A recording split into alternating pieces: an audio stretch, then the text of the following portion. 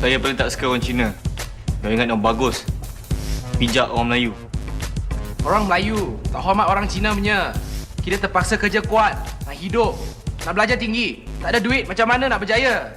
Orang Cina makan babi, pengotor, berak tak pernah basuh. Saya paling tak suka sekolah ni.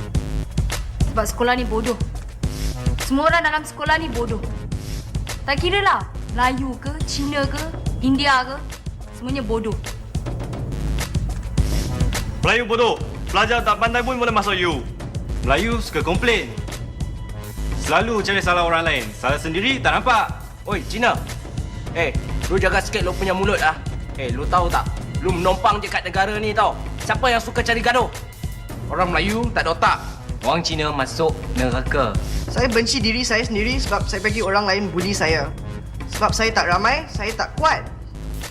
Saya sebenarnya nak kawan dengan semua orang. Tapi semua orang lain sibuk nak cari gaduh. Saya tak berani. Selalu bangga dengan bangsa sendiri, tak habis-habis cari gaduh dengan bangsa lain. Diorang tamak. Bangun pagi tak mandi pagi, badan berbusuk.